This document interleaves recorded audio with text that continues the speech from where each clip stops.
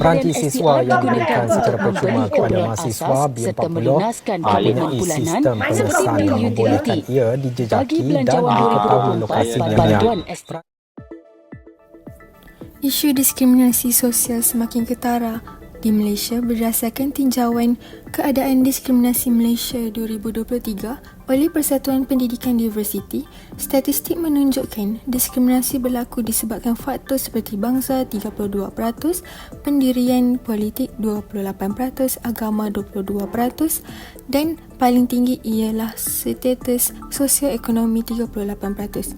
Diskriminasi ini memperluaskan jurang dalam masyarakat, memisahkan mereka mengikut 3 lapisan sosial.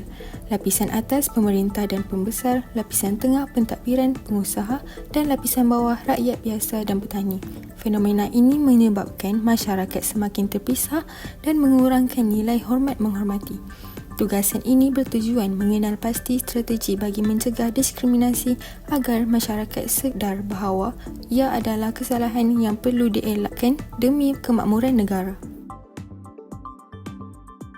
Kenal pasti masalah. Isu diskriminasi sosial sukar dielakkan dalam setiap lapisan masyarakat. Antaranya perbezaan latar belakang, gaya hidup dan cara didikan menyebabkan perbezaan pemikiran. Ramai yang menilai orang lain berdasarkan harta dan pangkat, mengabaikan nilai etika dan adab yang sepatutnya diutamakan. Peredaran zaman, isu diskriminasi telah berlaku sejak zaman prakolonial di mana lapisan atas seperti pemerintah dan aristokrat sering menindas golongan bawahan tanpa perlindungan undang-undang. Ketika zaman kolonial, penjajah British memperkenalkan etika dan etiket dalam sistem pentadbiran dan kehidupan masyarakat tempatan yang membantu memperkenalkan nilai kesopanan dan interaksi yang baik.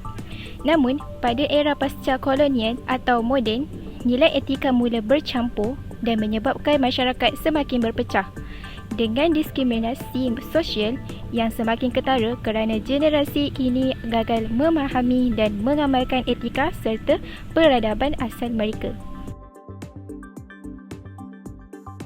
Struktur sosial adalah susun lapis masyarakat berdasarkan hierarki atau kedudukan, seringkali ditentukan oleh pendapatan. Ini menyebabkan tahap penghayatan etika dan peradaban di Malaysia berbeza-beza dengan pelbagai ragam dan pemikiran. Struktur sosial wujud di semua komuniti, formal atau tidak formal, dan pemahaman tentang etika dapat membantu kita memahami perbezaan ini, sekaligus mengurangkan diskriminasi taraf dalam masyarakat. Peningkatan masalah sosial. Kekurangan kewangan sering mendorong individu untuk melakukan apa sahaja demi wang. Ianya mengakibatkan pelbagai masalah sosial seperti pelacuran, rasuah, rompakan dan penipuan dalam talian. Anak muda terpengaruh untuk hidup mewah, terutamanya melalui media sosial dan rakan sebaya. Datuk Akbar Sattar menyatakan 3 sebab utama jenayah cyber iaitu peluang. Individu berkuasa akan menyalahgunakan kuasa. Kedua, tekanan, keinginan hidup mewah tanpa kemampuan serta hilang rasionalisasi mengakibatkan mengabaikan moral demi wang. Statistik Bukit Aman menunjukkan lebih 5,200 kes penipuan macam skam direkodkan dari Januari hingga Oktober melibatkan kerugian RM256 juta dengan banyak kes berjaya ditumpaskan. Yang pertama, usaha. Usaha gigih dan seimbang dalam perancangan, kerjaya dan ibadah dapat membantu individu menaik taraf sosioekonomi dan mengurangkan jurang sosial. Yang kedua ialah kewangan. Pengurusan kewangan yang baik perlu diterapkan dalam keluarga untuk mengelakkan kemerosotan kewangan, terutamanya bagi golongan B40. Yang ketiga, persekitaran. Persekitaran yang positif dan harmoni serta tidak menjatuhkan orang lain dapat meningkatkan semangat individu serta masyarakat dalam meningkatkan sosioekonomi negara. Yang pertama ialah bantuan dan subsidi. Kerajaan boleh memberi bantuan seperti rumah mampu milik dan modal perniagaan untuk membantu golongan B40 naik taraf ekonomi mereka. Seperti KWAPM dan RMT juga meringankan beban ibu bapa. Yang kedua, pengurangan cukai. Pengurangan kadar cukai bagi golongan B40 dan M40 termasuk potongan cukai harta bagi rumah mampu milik, dapat meringankan kos hidup mereka. Yang ketiga, program kesedaran. Program kesedaran yang dianjurkan oleh badan kerajaan atau individu dapat meningkatkan daya saing B14 serta dapat mengajar masyarakat untuk menguruskan kewangan. Kesimpulannya, masalah kewangan ialah lumrah bagi setiap kehidupan manusia.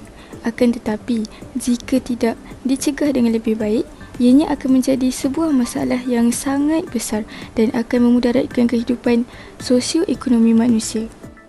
Video ini menunjukkan bahawa cara menyelesaikan dan statistik penyelesaian untuk mengatasi masalah diskriminasi taraf.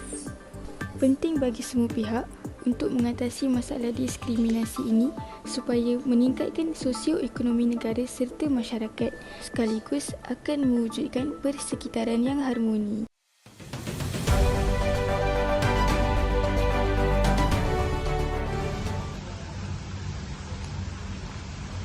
Itu sahaja daripada kami dari kumpulan Waisana PDP. Jangan lupa share, subscribe dan like video kami. Sekian, terima kasih. Bye.